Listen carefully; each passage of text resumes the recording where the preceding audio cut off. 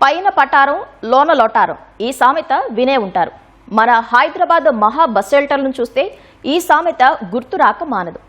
అత్యాధునిక హంగులతో లక్షలు ఖర్చు చేసి నిర్మించిన ఎన్నో బస్ స్టాపులను గాలికి వదిలేశారు.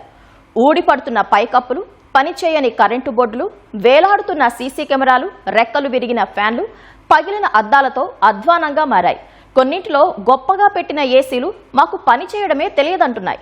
ఊపర్ షేర్వానీ, అందరు పరేషాని అన్నట్లు మారిన నగర బస్ షెల్టర్లపై ఈటీవీ స్టోరీ.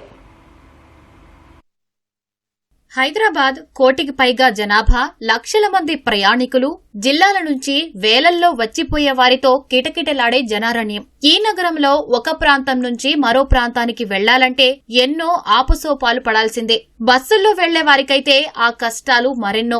బయటకొచ్చామంటే బస్సుల కోసం ఎదురుచూపులు తప్పని పరిస్థితి.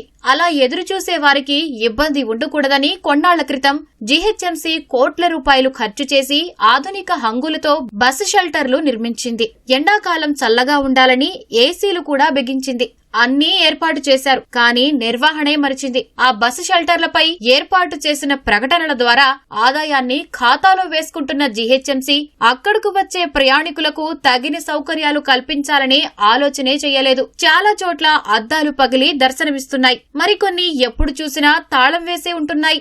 ఖైరతాబాద్ ఆర్టీఏ కార్యాలయం సమీపంలో నిర్మించిన బస్సు షెల్టర్ పైకప్పులు ఊడాయి. ఏసీలు పనిచేయవు. అద్దెకిచ్చిన జిరాక్స్ షాప్ కోసం మాత్రమే జనం అక్కడకు వస్తున్నారు. బస్సు షెల్టర్ డిజైన్ సరిగ్గా లేక లోపలకు వెళ్లిన ప్రయాణికులకు ఏ బస్సు వస్తుందో తెలియని పరిస్థితి. ఇక బేగంపేట వద్ద ఉన్న మరో ఏసీ బస్ షెల్టర్ కు తాళం వేశారు. అందులో కొంత స్థలాన్ని బేకరీకి అద్దెకి ఇచ్చినందున అక్కడికి వచ్చే కస్టమర్లకు మాత్రమే బస్సు షెల్టర్ ఉపయోగపడుతోంది. ఇక్కడ అసలు బస్సులే ఆగడం లేదు. ఈ బస్సు షెల్టర్ పరిసరాలు మరింత అధ్వానంగా మారాయి. ఈ వరుస ఉన్న బస్ స్టాప్లన్నీ చెక్ చేసుకోండి.